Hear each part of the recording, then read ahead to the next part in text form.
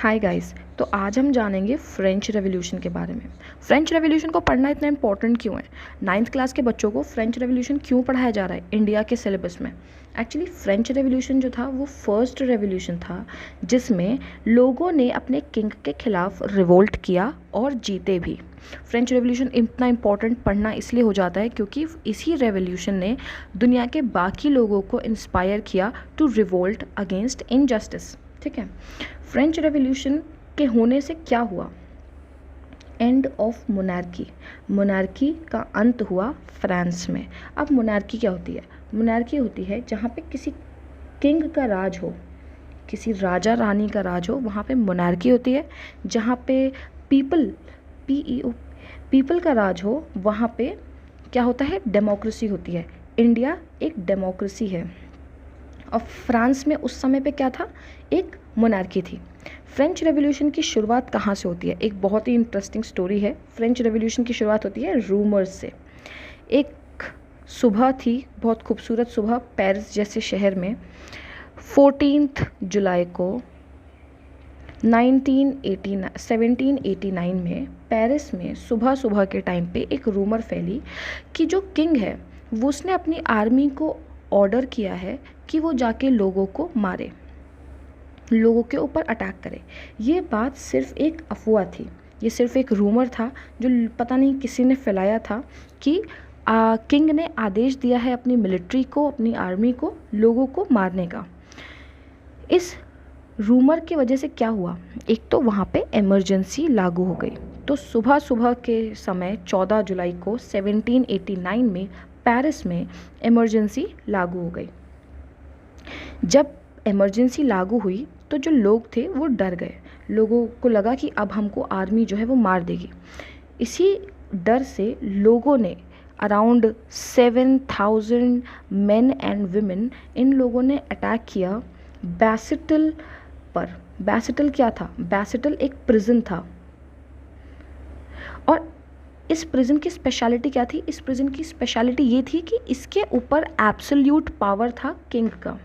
मतलब इस प्रिजन के अंदर जो भी जाता था, जो भी इसके अंदर कैद किया जाता था, उसको उसके अंदर डालने वाला सिर्फ किंग होता था। किंग के अलावा किसी के पास राइट नहीं था कि वो किसी को जेल में डालें। तो बैसिटल पर लोगों ने अटैक किया। 700 main and women eastern side पर आके सब ने अटैक किया बैसिटल पर। उसको तोड़ दिया गया, लोगों को निकाल दिया गया और जो भी लोग अंदर प्रिजनर थे, जो भी अंदर कैद थे, उनको निकाला गया बाहर। ये सिंबलाइज करता है कि अब हम किंग की बात नहीं सुनेंगे, अब हमको किंग की बातें नहीं जाननी, क्योंकि अब लोगों को अपना किंग पसंद नहीं था। लोगों ने कमांडर को भी मार डाला, लोगों ने अपने किंग को भी मार दिया था, लोगों ने कमांडर को भी मार, पहले लोगों ने बैसिटल के कमांडर को मारा जो कमांड कर रहा था, जो बैसिटल की रखवाली करता था। लोगों में प्रोटेस्ट हो रहा था ब्रेड के लिए। इतने ज़्यादा टैक्सेस इम्पोज कर रखे थे किंग ने कि लोगों के पास ब्रेड खरीदने के पैसे नहीं थे। अब हमारा सवाल ये उठता है कि आखिर किंग ने इतने ज़्यादा टैक्सेस क्यों इम्पोज करे?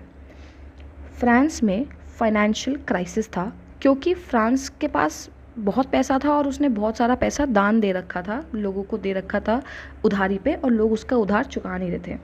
तो जो फ्रांस है उसके ऊपर कर्ज बढ़ता जा रहा था। तो उस कर्ज को रीपे करने के लिए राजा ने इम्पोज करा टैक्स बढ़ाता जा रहा था ताकि लोगों से पैसा मिलता रहे और वो लोग अपने टैक्स को अपने जो भी उधार है उसको चुकता कर सकें, जो भी डेट था उनका उसको निकाल सकें।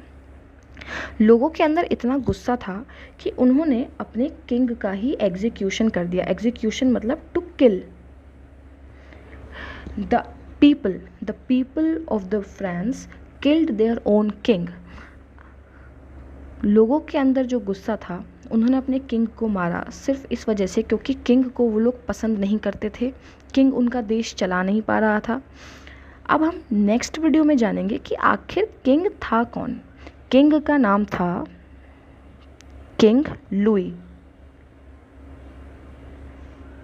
16।